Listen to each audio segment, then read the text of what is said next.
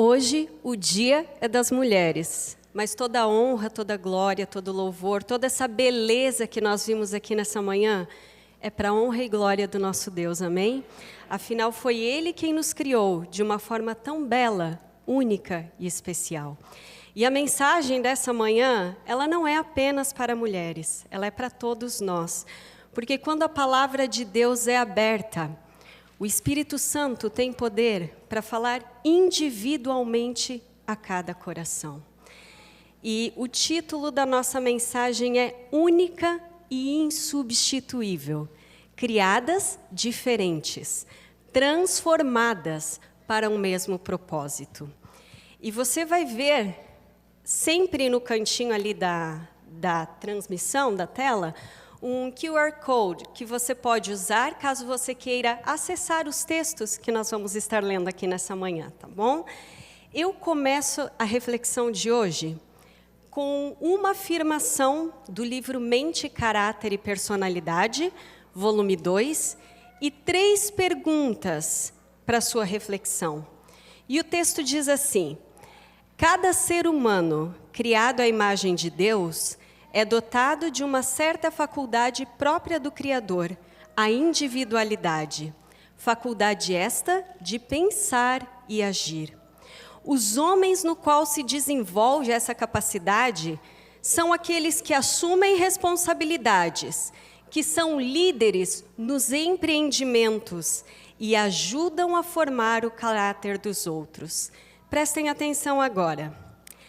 Todas as habilidades são um dom de Deus para serem empregadas, não para fins egoístas, mas para a glória de Deus e o bem do nosso semelhante. Esse texto nos lembra que Deus nos criou com características únicas, mas com um propósito em comum. E esse propósito é adorar a Deus e servir aos nossos semelhantes. Percebam que ele fala que todas as nossas habilidades, não apenas a de pregar e a de cantar, todas as nossas habilidades devem ser usadas para cumprir esse propósito, para honrar a Deus e para servir os nossos semelhantes. Estamos juntos até aqui? 3 perguntas então. A primeira pergunta: você se sente capacitado? Você se sente capacitada para esse propósito? Tempo para vocês pensarem. Eu suponho que alguns aqui estejam pensando, não, eu não me sinto capacitado. E nesse caso, segunda pergunta. Quais são as suas desculpas? Quais são as suas objeções? E a terceira pergunta. Você está disposto a cumprir esse propósito? De usar todas as suas capacidades para honrar a Deus, para adorar a Deus e para servir o seu semelhante? Dentro da igreja e fora da igreja? Porque aqui o texto fala todas as nossas capacidades. Nos nossos empreendimentos, na nossa casa, nos nossos negócios. Você está disposto? Essas perguntas, a princípio, elas podem parecer um pouco desconfortáveis, mas às vezes é preciso que a gente encare a nossa realidade para que nós possamos viver verdadeiramente de acordo com os propósitos que Deus tem para nós. E eu convido você nessa manhã a abrir a sua Bíblia, no livro de Lucas, capítulo 10, verso 38 a 42. Esse texto que nós vamos ler agora pela manhã, ele é um texto muito conhecido. Essa história você já ouviu muitas vezes, você já ouviu muitos sermões, e eu tenho certeza que você deve saber até os versos principais memorizados. Mas a palavra de Deus, ela é um tesouro, de onde nós sempre podemos tirar verdades preciosas para a nossa vida. E antes de nós lermos a Bíblia, eu convido você para mais uma vez fecharmos os olhos e fazermos uma oração. Pai querido, nós abrimos a Tua palavra e queremos lê-la nessa manhã. E nós pedimos que o Espírito Santo esteja no nosso coração, que Ele fale a nós e que Ele nos guie a todas as verdades que nós precisamos receber. É o que nós oramos em nome de Jesus. Amém. Leiam comigo. E aconteceu que, Indo eles de caminho, entrou Jesus numa aldeia, e certa mulher com o nome Marta o recebeu em sua casa. E tinha esta uma irmã chamada Maria, a qual, assentando-se aos pés de Jesus, ouvia a sua palavra. Marta, porém, andava distraída em muitos serviços, e aproximando-se disse: Senhor, não te importas que a minha irmã me deixe só a servir? Dize-lhe, pois, que me ajude. E respondendo Jesus disse-lhe: Marta, Marta, estás ansiosa e afadigada com muitas coisas, mas uma só é necessária, e Maria escolheu a boa parte, a qual não lhe será tirada. Definitivamente, essa história foi escrita por um homem, porque são tantas coisas faltando, são tantos detalhes que eu gostaria de saber para poder tirar as minhas conclusões, e às vezes eu fico pensando, ok, Lucas, me diga, será que Maria era preguiçosa? Será que Maria ficava sempre sentada enquanto os outros estavam trabalhando, mesmo quando Jesus não estava lá? Ou será que Marta, quem sabe, era aquele tipo de pessoa neurótica e perfeccionista, que estava sempre ocupada com alguma coisa e querendo que todos fizessem tudo do jeito dela, e o tempo todo, no tempo dela? Outra coisa que me chama a atenção é que essa história aparentemente tem um final aberto, porque Lucas não nos conta se Maria, depois do que Jesus falou, mesmo assim, levantou e foi para a cozinha ajudar a sua irmã.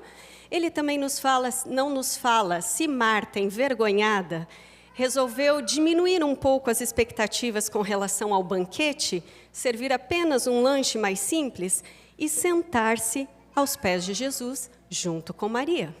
São detalhes que Lucas não nos contou. Mas a palavra de Deus é perfeita e talvez Lucas tenha omitido alguns detalhes para que a gente possa realmente focar naquilo que realmente importa para nós. E quando nós lemos essa história, a nossa tendência é tomar o partido de Maria, porque afinal o próprio Jesus falou que ela escolheu o melhor, não é verdade? A gente pensa assim, é Marta com os pés na terra e Maria com os olhos no céu. Mas antes de nós sermos tão duros com Marta, vamos tentar entender um pouquinho da realidade do que estava se passando ali. Jesus estava na sua jornada final para chegar na cidade de Jerusalém. Uma viagem que ele havia começado lá no capítulo 9 do livro de Lucas. Ele entra numa cidade, numa vila chamada Betânia, e Marta e Maria o recebem na casa delas. Agora, imagina comigo, o texto fala, Marta o recebeu em sua casa. Imagina comigo a responsabilidade que estava nas costas dessa mulher. Marta não estava abrindo a casa dela unicamente para Jesus. Ela estava abrindo a casa para Jesus e, no mínimo, mais 12 homens, cansados e famintos após uma longa viagem. Isso é, se não tivessem outros seguidores de Jesus acompanhando o grupo. Pensa comigo, você mulher, se você está em casa e de repente o seu esposo chega com o chefe dele e mais 12 colegas de trabalho, sem aviso prévio, sem mandar uma mensagem antes, e pede para você servir o jantar, como você se sentiria? Lá em casa, a gente resolveria isso de uma forma bem simples e prática. Você liga e pede pizza. Porque, de última hora, 13 homens famintos, o que mais que a gente faz? Mas essa não era uma opção para Marta. E Marta estava recebendo pessoas que eu acredito que são mais importantes do que os colegas de trabalho do seu esposo, não é? Ela estava recebendo o próprio Jesus. Ela estava recebendo o Mestre e seus discípulos. Marta queria preparar algo que estava à altura de seus convidados. E enquanto Marta se preocupa com cada detalhe do serviço e corre de um lado para o outro, onde está Maria? Maria está assentada tranquilamente aos pés de Jesus, ouvindo tudo que Jesus tinha para ensinar. E sabe, no fundo, a gente sabe que a gente precisa ter o coração de Maria. Mas se nós formos sinceros e parar para pensar na nossa vida, eu acredito que Marta combina muito mais com as nossas tendências perfeccionistas e com a nossa realidade sempre corrida, agitada. E tem mais uma coisa que me intriga, sempre me intrigou nessa história e talvez você já tenha se perguntado sobre isso. Pensem comigo, e se todo mundo naquele dia fosse como Maria? E se todos tivessem se assentado aos pés de Jesus e ninguém tivesse se preocupado com o jantar? Quem serviria aqueles 13 homens cansados e famintos? Pensa agora na nossa realidade aqui hoje. Traga a história para a sua vida. E se hoje todos fossem Maria, quem estaria fazendo esse culto acontecer? Porque presta atenção, é louvor, é instrumento, é microfone, luzes, transmissão, tradução para quem não fala o nosso idioma, arrumar lugar para todo mundo sentar, manter a igreja organizada. E se todos fossem Maria, o que a gente teria para almoçar hoje depois desse culto? Você já parou para pensar? Você já ouviu aquela frase que diz assim, ó, alguém precisa trabalhar. Não é assim a vida? Alguém precisa trabalhar. Na verdade, a verdade é que a gente sabe que Maria escolheu o melhor, mas o mundo precisa de Martas. E aí, como é que a gente resolve essa história agora? Eu chego a duas conclusões com essa história.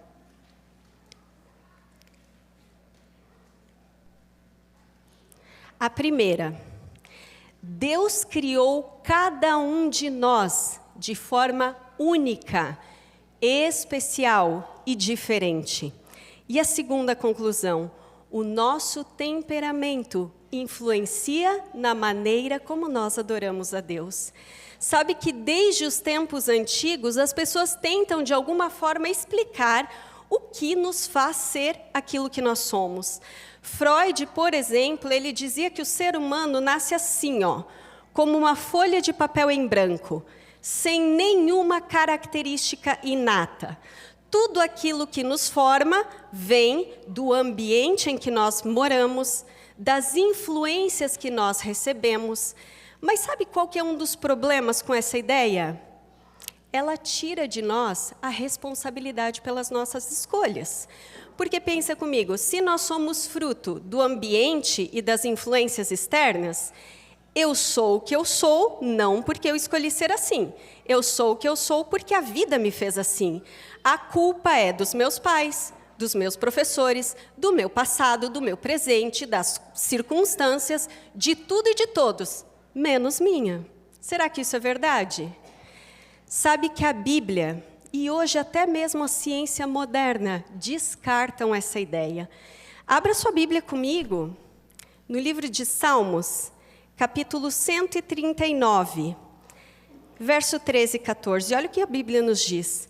Tu me formaste no ventre da minha mãe. Eu te louvo porque me fizeste de modo especial e admirável. Tuas obras são maravilhosas e disso a minha alma sabe muito bem. Jeremias capítulo 1, verso 5 nos diz assim: antes de formá-lo no ventre, eu o escolhi. Antes de você nascer, eu o separei. E a Bíblia traz mais de 50 referências, mostrando que nós não somos fruto do acaso. Nós somos criação intencional de Deus. Nós não nascemos como uma folha em branco. Cada característica da sua vida, cada aspecto da sua vida foi planejado por Deus. Nada é por acaso. E percebam que algumas características que nós temos, nós já trazemos elas desde pequenos, desde a infância, nós já nascemos com ela. E quem aqui é pai vai me entender. Eu tenho 3 filhos. Os 3 nasceram da mesma fábrica, passaram pelo mesmo molde, estão sendo criados no mesmo ambiente E os três são completamente diferentes um do outro desde que eles nasceram. O Martin, ele sempre foi muito introspectivo. Desde pequeno, ele é muito detalhista. Ele sente as coisas profundamente. E ele gosta das coisas certas, das coisas justas. Outro dia, alguém me contou que chegou para ele e falou assim, ó, Martin, você é um menino muito sério. E ele respondeu, muito obrigado. Esse é o Martin. Mas, passado 2 anos, nasceu a Lauren. E a Lauren, desde pequena, sempre foi muito expressiva, expansiva, alegre, cheia de criatividade. A gente costuma dizer que a Lauren é a nossa alegria. Ela nasceu para dar vida aonde estava tudo muito sério. E essa é a Lauren. 10 anos depois, nasceu o William. E o William, hoje, no auge dos seus 2 aninhos, ele é extremamente forte, decidido, ele é organizado e ele tem um temperamento forte. Quem olha para ele aqui sentadinho, quietinho, depois do culto, não acredita. Tem gente que até me fala assim, ó, ele nunca chorou, né? Mas sabe, o William é extremamente ativo e ele gosta de liderar, até mesmo os irmãos mais velhos. Sabe que às vezes, a gente está chegando em casa e eu começo a dar as orientações. E eu falo assim, ó, crianças, quando chegar em casa, Martin, vai direto, tirar o seu casaco, guarda o seu sapato e vai para o banho. Lauren, e nisso William interrompe, fala, mãe, que foi, nenê? Tintim, au, au. Falei, ok, Martin, antes de tirar o casaco, antes de guardar o seu sapato, cuida do cachorro. Ele sabe que a responsabilidade de cuidar do cachorro é do Martin. Se ele vê alguma coisa perdida, espalhada pela casa, ele fala, mamãe, ai, ai. E ele chama o dono para guardar. Sabe o que se chama isso? Isso se chama temperamento. O temperamento é algo que já nasce com a gente. O temperamento, ele é como se fosse um filtro. Ele é a forma como nós enxergamos a vida e reagimos à nossa realidade. Algumas pessoas são naturalmente mais calmas, enquanto outras pessoas são naturalmente mais impulsivas. Algumas pessoas gostam do silêncio, da quietude, outras pessoas gostam do barulho e da agitação. Mas não para por aqui, porque nós não somos só temperamento. Se o nosso temperamento nasce com a gente, o nosso caráter é aquilo que nós construímos e desenvolvemos ao longo da vida. E o nosso caráter, ele é moldado pelas nossas crenças, pelos nossos valores, pelas influências que nós recebemos do meio e principalmente pela nossa relação com Deus. E eu trouxe aqui alguns exemplos para você. Eu falei que algumas pessoas são naturalmente mais calmas, tranquilas, pacientes, quase parando, não é mesmo? Mas essas pessoas, com o passar do tempo, elas vão percebendo que a vida, às vezes, impõe algumas situações que exigem de nós um pouquinho mais de força e de atitude. Elas vão percebendo que não dá para viver, como diz a poesia, deixa a vida me levar. Em inglês também não funciona. Let it be, também não funciona. A vida exige decisão, atitude. E essas pessoas, então, com muito esforço, elas passam a tentar agir, tomar algumas decisões. Elas vão se tornando mais assertivas e, às vezes, até um pouco mais ativas. E isso é desenvolvimento do caráter. Outras pessoas são naturalmente mais fortes, determinadas, expansivas, impulsivas e, às vezes, até descontroladas. E essas pessoas também, com o passar do tempo, às vezes depois de algumas cabeçadas, às vezes depois de apanhar um pouquinho da vida, elas vão percebendo que elas precisam desenvolver a paciência. Elas precisam se tornar mais tolerantes, afinal, nem todo mundo acompanha o ritmo delas. E assim elas vão se tornando líderes mais calmos. líderes que lideram com sabedoria e não apenas com intensidade. E isso vem por meio do poder do Espírito Santo na vida dela, porque não é algo fácil, não é algo natural. Mas sabe, se o temperamento nasce com a gente, o caráter nós construímos e desenvolvemos, a personalidade é a forma que nós expressamos tudo isso ao mundo. E por que eu estou falando tudo isso para você nessa manhã? Para que você perceba que o ser humano é belo e complexo. Não é um ser simples. Não tem como ter surgido do acaso.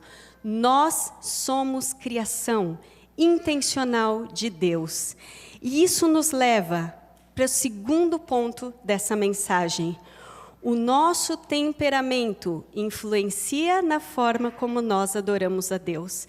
E nesse momento nós vamos voltar para o texto bíblico. E eu espero que agora, ao voltar para a Bíblia, nós não venhamos com aquela prerrogativa de que uma irmã estava certa e a outra estava errada.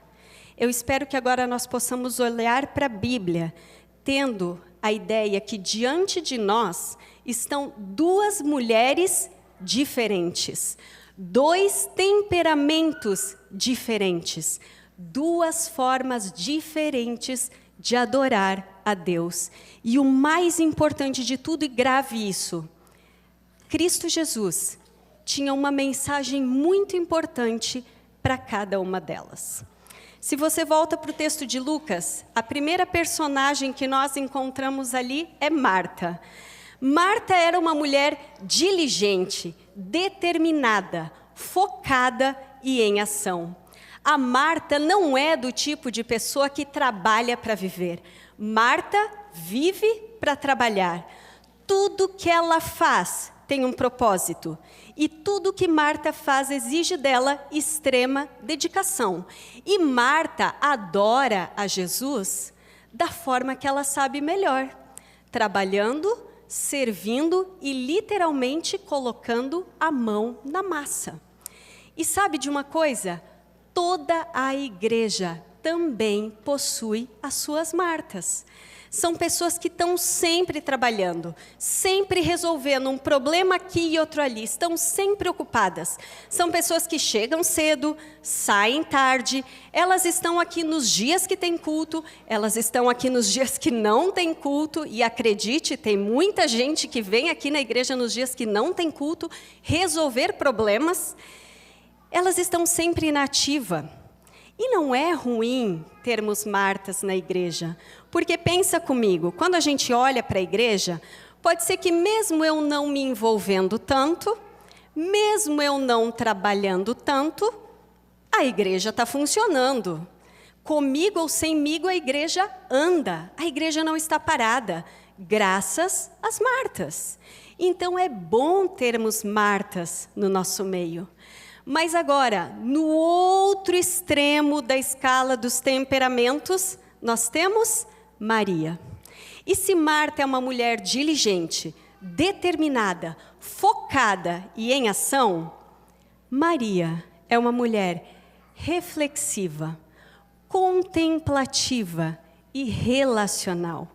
Enquanto Marta demonstra o seu amor por Jesus por meio do serviço, Maria demonstra o seu amor por Jesus, parando, ouvindo e criando relacionamentos. E imagine essa cena comigo. Enquanto Marta se agita de um lado para o outro na cozinha, tentando fazer tudo com que tudo saia perfeito, e avental sujo de farinha, e bate tampa de panela, e sejam sinceras, quando nós estamos trabalhando na cozinha, sozinhas, sabendo que tem um monte de gente em volta que podia estar ajudando e não está, a gente faz alguns barulhinhos extras, não faz? Para tentar chamar atenção. E enquanto Marta estava ali, correndo, batendo tampa de panela, Maria estava sentada, totalmente desligada dos barulhos externos, apenas ouvindo Jesus. Para nós, essa cena pode parecer uma cena simples, mas naqueles tempos, sentar-se aos pés de alguém significa assumir uma posição de discípulo. A Bíblia nos fala no livro de Atos que Paulo, por exemplo, foi criado aos pés de Gamaliel, um grande líder de sua época.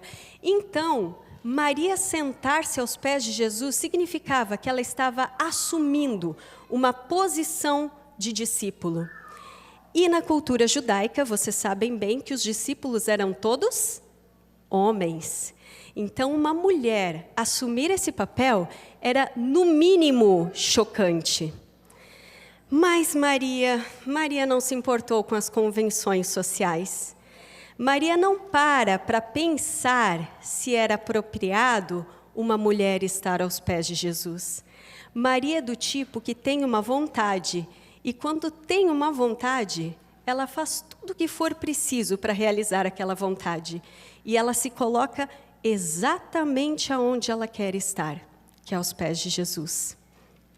E o mais impressionante, a gente vê que pelo texto Jesus não a repreendeu por assumir esse papel.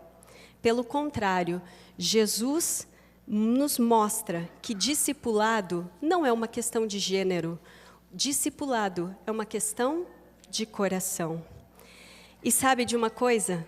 Toda a igreja também tem as suas Marias. São pessoas que gostam de estar na igreja, gostam de ouvir sermão, de cantar, de louvar. Elas louvam com empolgação, erguem os braços, fecham os olhos, se emocionam, riem, choram. Elas não se preocupam tanto com as convenções ou com aquilo que as pessoas vão pensar. Elas gostam de se relacionar, de estar na presença das pessoas. E essas são as Marias. E como é bom ter Marias no nosso meio. A vida se torna mais leve, mais agradável. São pessoas que gostam e sabem se relacionar. 7 lições práticas que eu tiro dessa história. A primeira lição é: não tente ser o que você não é. Se você é Marta, não tente ser Maria, ou você vai terminar frustrado. Se você é Maria, não tente agir como Marta, ou você terminará frustrado. Marta é do tipo de pessoa orientada por tarefas. Maria é o tipo de pessoa orientada por relacionamentos. E olha o que Ellen White nos diz: o Senhor não quer que qualquer de seus filhos seja a sombra do outro, mas deseja Ele que cada qual seja simplesmente o quê? A sua própria pessoa. Mas preste atenção nesse detalhe: aprimorada, santificada, enobrecida, imitando a vida e o caráter unicamente do grande mestre Jesus. E na sequência: o homem que procure seguir os modelos de caráter de qualquer outro homem fracassará por completo. Primeira lição: não tente ser aquilo que você não é. Segunda lição: não critique a pessoa do seu lado por adorar a Jesus de forma diferente da sua. Nós não temos o direito de afirmar que Marta amava mais a Jesus porque ela queria servir o melhor a Jesus. Mas nós também não podemos dizer que Maria amava mais a Jesus porque ela sentava e ouvia. Elas eram pessoas diferentes. Deus precisa de pessoas na cozinha trabalhando, mas Deus também precisa de pessoas na igreja adorando. Ellen White nos diz no livro Jesus, o meu modelo: o Senhor deseja que sua igreja respeite todos os dons que Ele tem concedido a diferentes membros. Sejamos cuidadosos em não permitir que a nossa mente se fixe em nós mesmos, pensando que outras pessoas não podem servir ao Senhor a menos que trabalhem do mesmo modo que nós estamos trabalhando. Segunda lição: não critique a pessoa do seu lado por adorar a Jesus de forma diferente da sua. Terceira lição: pode ser que, ouvindo tudo isso que você ouviu até aqui, você esteja se sentindo até meio que aliviado e pensando assim: tá vendo? Deus me criou assim, Eu sou assim porque Ele me criou de forma única e especial e agora vão ter que me engolir. E se por acaso isso passou na sua mente, mesmo assim que de longe, deixa eu falar uma coisa para você e lembrar você de 2 pontos. Sim, nós fomos criados de forma maravilhosa, admirável, como o Salmo diz. Mas eu preciso lembrar a você que o pecado entrou no mundo. E agora, nós, as florzinhas de Jesus, nós temos espinhos. E os nossos espinhos ferem e machucam as pessoas. A gente não pode perder de vista o que a Bíblia nos ensina. Apesar de termos sido criados à imagem e semelhança de Deus, de forma única, individual e especial, nós nascemos com uma tendência para o pecado e para aquilo que é mal. O nosso coração gosta daquilo que não presta. E nós não podemos nos esquecer disso. E sabe por que eu estou falando isso? Porque muitas vezes até os pontos fortes do nosso temperamento podem se tornar os nossos maiores desafios. Até mesmo os pontos fortes do nosso temperamento podem se tornar os nossos maiores desafios. A gente estuda que são 4 os temperamentos, eu trouxe 4 exemplos para que você possa tentar se enxergar em algum desses exemplos. Presta atenção. Trabalhar muito, liderar, estar sempre à frente das coisas, fazer e acontecer, é ótimo, a não ser que, na ânsia de realizar, você acabe atropelando as coisas e as pessoas. E às vezes você ainda pode acabar frustrado por perceber que ninguém acompanha o seu ritmo. Segundo exemplo, ser analítico, observador, conseguir identificar os problemas, que habilidade importante e necessária. Desde que você não use essa sua habilidade para ficar analisando a vida das pessoas e se torne uma pessoa extremamente crítica. Terceiro exemplo, ser espontâneo, animado, criativo, cheio de ideias. Como é bom estar perto de pessoas assim. Isso é muito importante, desde que você consiga manter o foco.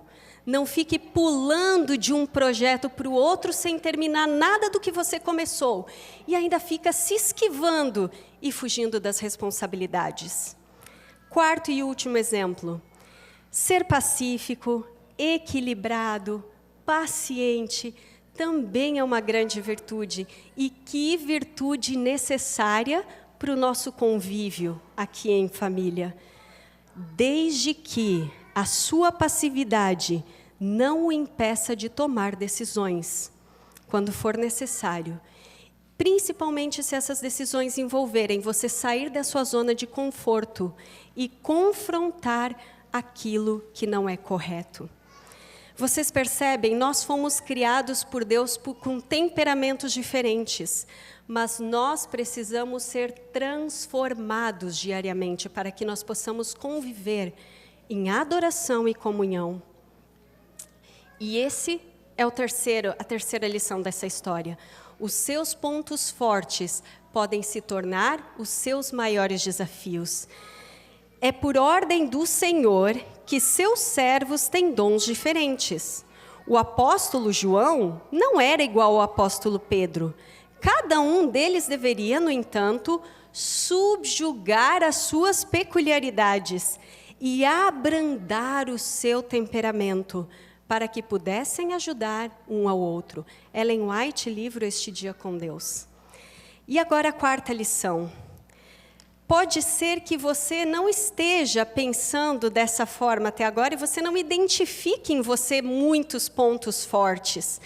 Pelo contrário, talvez quando eu perguntei aqui, você se sente qualificado? Pode ser que você tenha ficado pensando, não, eu não me sinto qualificado. Eu sou fraco, incapaz e eu não tenho muito a oferecer. E talvez você comece a se lamentar, pensando nos dons que você queria ter recebido, nas habilidades que você gostaria de ter e não tem. E daqui a pouco você está se comparando, e eu não canto como fulano, eu não falo como ciclano, eu não sou tão simpático, eu não sou tão querido. E isso é perigoso, porque daqui a pouco a gente acaba caindo num mar de comparações e lamentações, pensando que Deus não nos deu aquilo que nós deveríamos receber. E eu quero te falar uma coisa. Que tal, ao invés de se comparar com os outros e lamentar as habilidades que você não tem, você passe a agradecer, porque Deus deu a você exatamente as capacidades que você precisa para cumprir a missão que Ele te confiou. Eu vou repetir.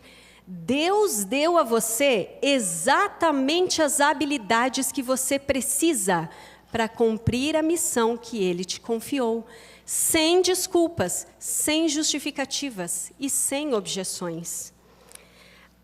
A quarta lição nos diz que é nas nossas fraquezas que Deus pode manifestar a força e o poder dele em nós. E eu tenho um desafio para você nessa manhã. Por que você não começa fazendo uma lista das suas incapacidades, de tudo aquilo que você acha que você não é bom? E olhe para essa lista, enxergando exatamente isso. É exatamente nessas suas fraquezas que Deus quer e Ele pode manifestar o poder dEle em vocês. 2 Coríntios 12:9, a minha graça te basta, porque o meu poder se aperfeiçoa na fraqueza. Nós somos suficientes? Não. Nós somos qualificados? Certamente não. Mas é exatamente nas nossas fraquezas que Deus quer revelar o poder dele em nós. Quinta lição. Eu falei para você que Deus, antes, mais cedo, eu falei que Cristo Jesus tinha uma mensagem para cada uma das irmãs. E essa quinta lição são para as Martas. Martas, o seu trabalho precisa ser motivado pela adoração a Deus e para o bem do seu semelhante, ou o seu trabalho perde o propósito.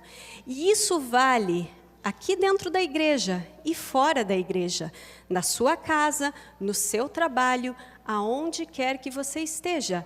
O seu trabalho precisa ser motivado pela sua adoração a Deus e pelo serviço do seu semelhante. Às vezes a gente tende a tentar fazer uma separação que na realidade não existe. E às vezes a gente pensa assim, ó, essa sou eu na igreja, mas essa aqui sou eu com os meus amigos, no meu trabalho. Essa outra aqui sou eu na minha casa. Mas a nossa vida não é fragmentada. E a vida cristã não se limita às 4 paredes de uma igreja.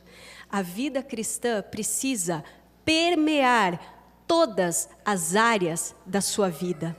Se você volta comigo no livro de Lucas, capítulo 40, 2 palavras me chamam a atenção nesse texto para as Martas. Jesus diz assim, que Marta estava distraída com muitos serviços. A palavra distraída, no original, é a palavra perispal, que significa extremamente ocupada ou atraída para longe. A palavra serviço significa diaconia, um termo que você conhece muito bem. Era uma referência ao ministério que Marta exercia, atendendo à necessidade das pessoas. Ou seja, esse texto nos mostra que, às vezes, até mesmo um ministério legítimo, ele pode se tornar um perispal, ou seja, atrair você para longe de Jesus. Marta, o seu trabalho precisa ser motivado pela sua adoração a Deus e pelo serviço do próximo. Percebam que Jesus não estava aqui dizendo que o serviço de Marta estava errado, mas sim que a adoração era mais importante. É como se Jesus estivesse dizendo, Marta, eu quero que você trabalhe, mas lembre-se para quem você está trabalhando. E aqui fica um alerta para nós, porque não é difícil perceber quando as pessoas estão trabalhando, mas a sua motivação não é a adoração a Deus e o serviço ao próximo. São pessoas que se irritam com facilidade, que não aceitam receber críticas, que tudo é motivo para ficarem chateadas. Martas, o seu trabalho, o seu serviço precisa ser motivado pela adoração a Deus e em serviço do seu semelhante. Mas Cristo Jesus também tinha uma mensagem para as Marias.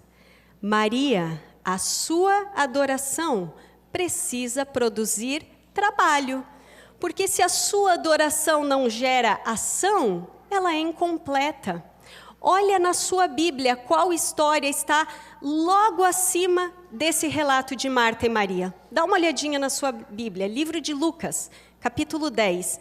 Logo acima da história de Marta e Maria, aparentemente sem conexão nenhuma, Lucas nos conta a parábola do bom samaritano.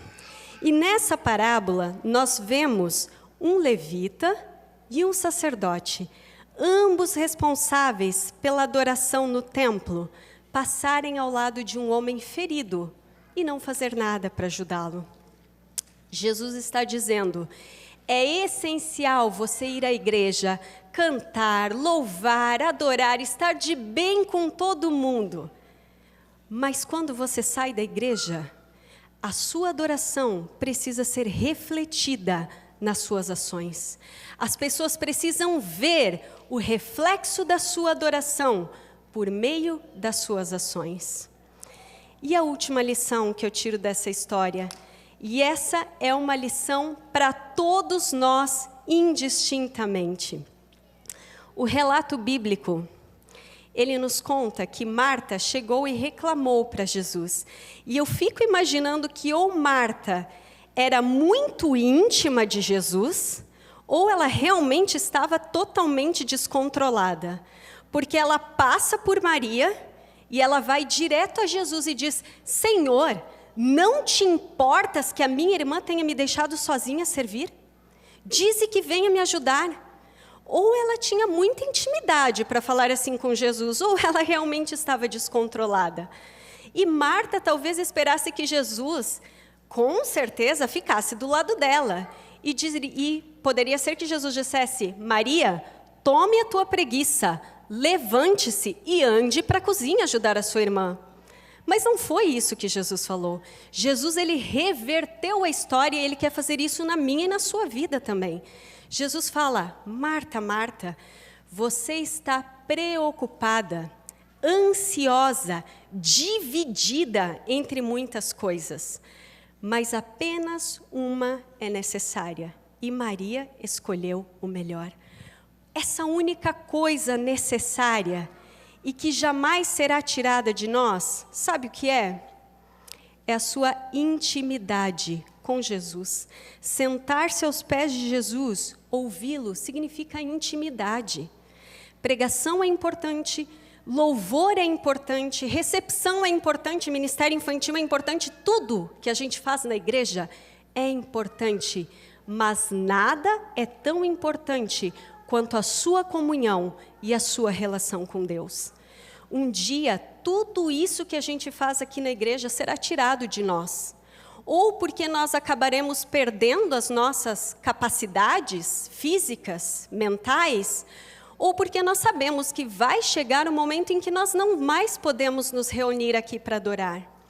E nesse momento, a única coisa que resta e que não será tirada de nós é a nossa intimidade com Jesus. Talvez seja por isso que o salmista diz: ainda que eu ande pelo vale da sombra da morte, não temerei mal algum, porque tu estás comigo. Não é o meu púlpito que estará comigo, não é o meu piano, não são as minhas panelas. Cristo Jesus estará comigo. Intimidade é a única coisa que nós precisamos e que nunca será tirado de nós. Mas sabe, intimidade com Jesus não acontece uma vez na semana aqui na igreja. E pode ser que você fique triste com essa notícia que eu vou te dar, mas nenhum de vocês aqui são íntimos meus. Os únicos aqui que são íntimos meus é o meu esposo os meus filhos. São eles que convivem comigo diariamente. São eles que conhecem os meus pontos fortes e são eles que conhecem os meus pontos fracos. Intimidade exige relacionamento diário. E nós não vamos atingir intimidade com Jesus a menos que todos os dias na nossa casa tenha a Bíblia aberta e joelho no chão.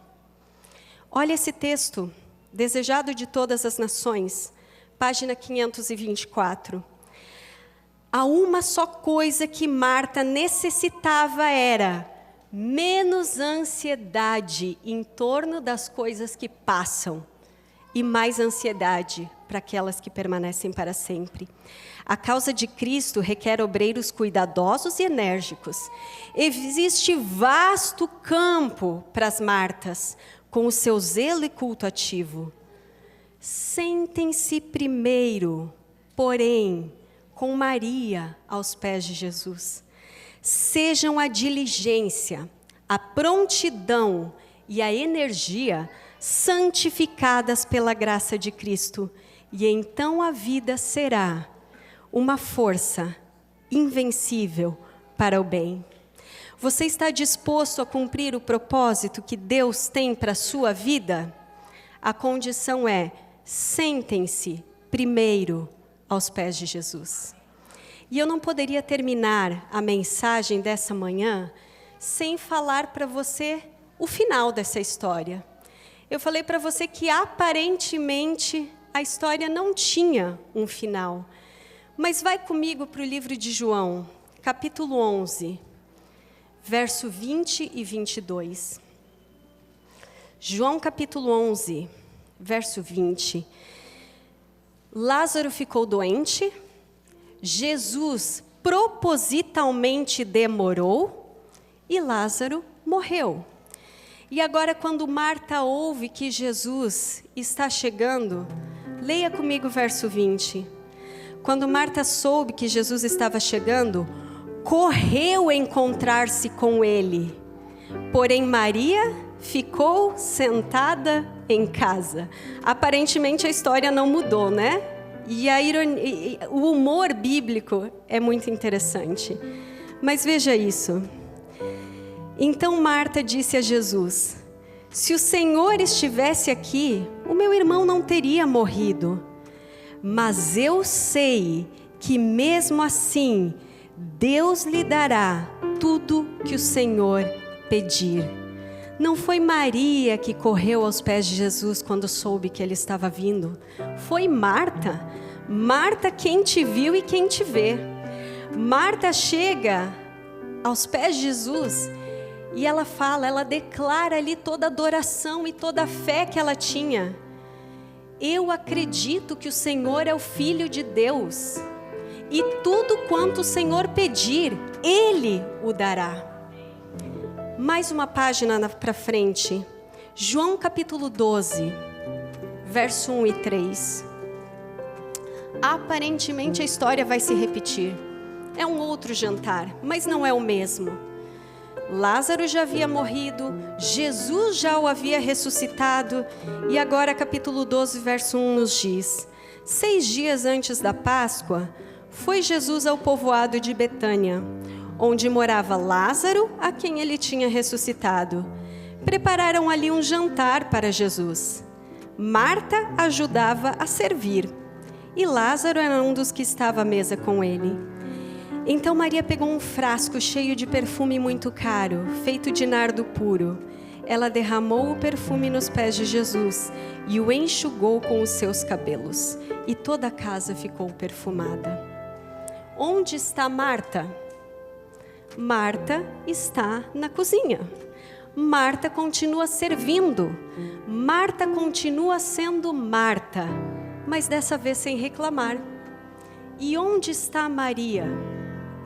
Maria continua aos pés de Jesus, mas dessa vez Maria não simplesmente adora, Maria também serve. Enquanto todos ali estavam discutindo para saber quem era o maior entre eles e preocupado com questões materiais, Maria conseguiu identificar e entender o que estava para acontecer. E num ato simbólico de profundo significado, Maria unge os pés de Jesus, preparando o corpo dele para a morte e para o sepultamento. As duas aprenderam a lição. Marta trabalha, mas não reclama. Maria adora, mas também serve. Sabe, eu acredito plenamente que Deus criou a mim e a você de uma forma única, especial e insubstituível. Eu acredito que Deus deu a cada um de nós exatamente os dons que nós precisamos, exatamente as capacidades, as habilidades que nós precisamos para cumprir a missão que Ele nos confiou.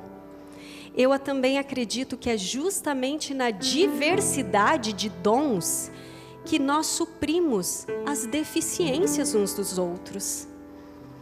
Eu acredito que nós podemos e devemos usar todas as nossas habilidades, todos os nossos talentos, dentro da igreja e fora da igreja, para honrar a Deus e para servir ao nosso próximo.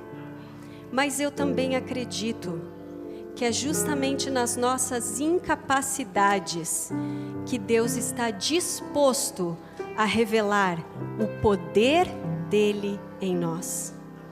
Mas pode ser que você esqueça tudo que a gente falou até aqui. E tem uma última coisa que eu preciso te falar e eu preciso que você leve isso para a sua vida. Daqui a pouco mais a gente vai sair aqui da igreja. Você vai voltar para sua casa. Amanhã, segunda-feira, você volta para o seu trabalho. Na outra semana nós voltamos aqui para a igreja e eu te pergunto, o que vai ter mudado? O que vai ser diferente na nossa vida? Felizmente ou infelizmente, eu preciso te dizer que nada vai ter mudado. O teu trabalho é o mesmo, os teus desafios são os mesmos, os teus problemas são os mesmos, as pessoas que testam a sua paciência são as mesmas. E o que precisa mudar então? Talvez assim como eu, pode ser que você também tenha suas lutas com algumas características do seu temperamento. É duro quando a gente chega no final do dia, muitas vezes, frustrados, por perceber que muitas vezes nós perdemos a paciência, perdemos o controle, gritamos com quem não deveria, descontamos naqueles que não têm culpa. Ou pode ser que num outro extremo da escala dos temperamentos, nós estejamos tão anestesiados, tão paralisados, que diante de situações que exigiriam de nós uma postura firme, nós simplesmente fechamos os olhos e fingimos não ver.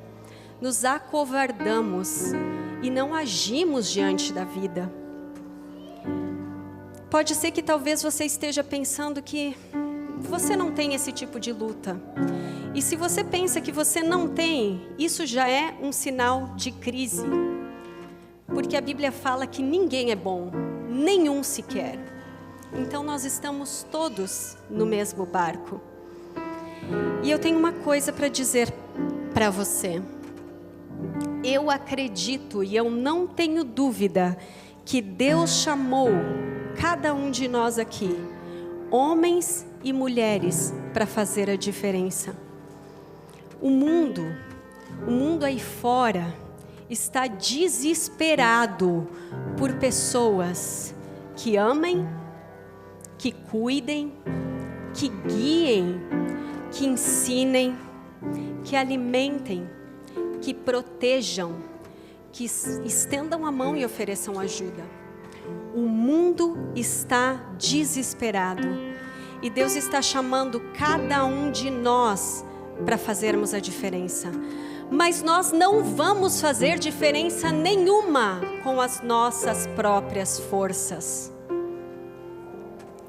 Você precisa hoje tomar uma decisão de assentar-se primeiro aos pés de Jesus. E eu sei que talvez você já tomou essa decisão muitas vezes na sua vida. Pois tome mais uma, porque essa é a essência da vida cristã.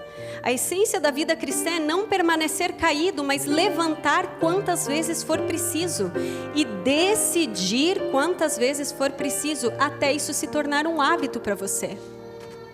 Você precisa sair daqui hoje com uma decisão firme no seu coração, porque não existe uma fórmula mágica. Nós precisamos buscar diariamente a Deus. Nós precisamos primeiro nos assentar aos pés de Jesus e pedir que o Espírito Santo abrande, se for preciso, transforme o nosso temperamento, que Ele santifique a nossa força, a nossa energia, e só assim você será uma força invencível para o bem. Seja na sua casa, ou quem sabe, por que não no seu trabalho, entre os seus amigos, entre as pessoas aqui da igreja. Sente-se primeiro com Jesus, e assim você será uma força invencível para o bem. Feche seus olhos e vamos orar. Pai querido, nós estamos aqui na Tua presença do jeito que nós somos, com características que o Senhor colocou dentro de nós, habilidades que o Senhor nos presenteou para que possamos usar na Tua causa. Mas nós também somos vasos quebrados, que precisamos de Cristo Jesus na nossa vida. Por favor, Senhor, nos ajude a decidir, mais uma vez, nos colocarmos aos pés de Jesus, a buscar um relacionamento íntimo com o Senhor, diariamente. Que o Senhor transforme o nosso caráter, que o Senhor mude aquilo que precisa ser mudado e faça de nós aquilo que o Senhor quer que sejamos. Nós nos colocamos nas Tuas mãos, em nome de Jesus. Amém.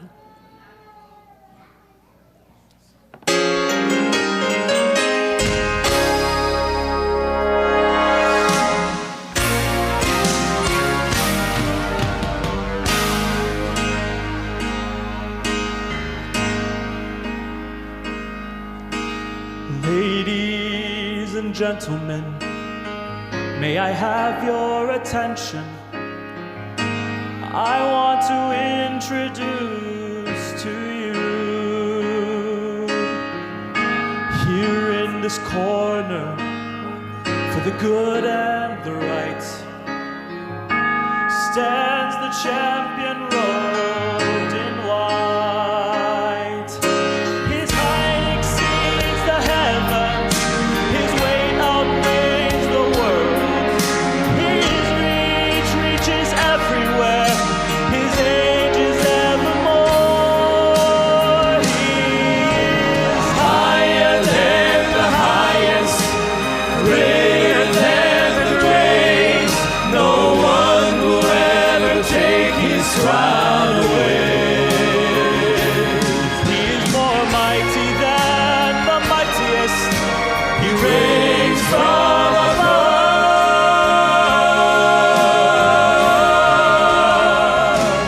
He is the all-time undisputed, undefeated champion of love.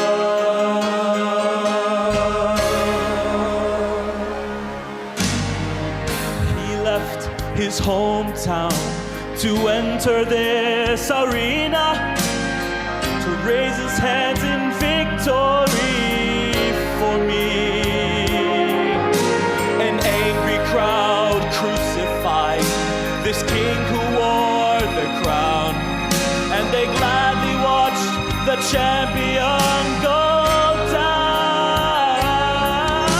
But I will never count him out, for I'm a witness of the day he rose to retain the title, the champion of love.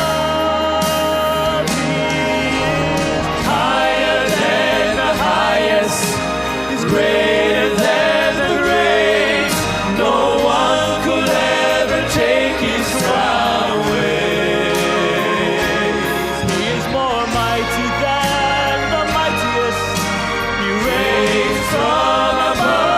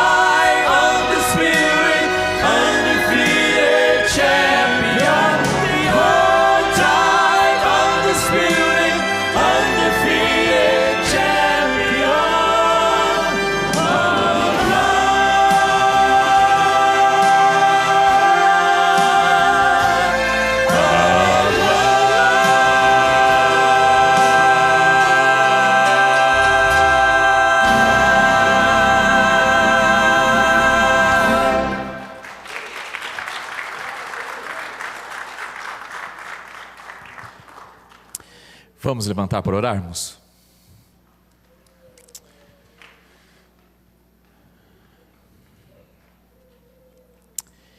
Disse o Senhor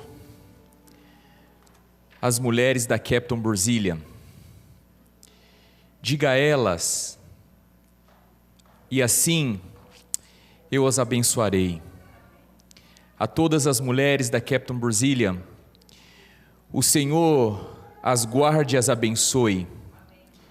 O Senhor faça resplandecer o seu rosto sobre cada uma delas e tenha misericórdia de cada uma delas. O Senhor sobre ti levante o teu rosto e te dê a paz. Em nome, no amor de Jesus. Amém e amém. Deus abençoe a todas as mulheres da nossa igreja. Parabéns a todas vocês. A Ingrid e eu estaremos às portas nos despedindo, lembrando que hoje, após aqui o culto, nós temos o almoço aqui no Fellowship Hall e todos estão convidados a participarem conosco. Um feliz sábado e bênçãos do Senhor.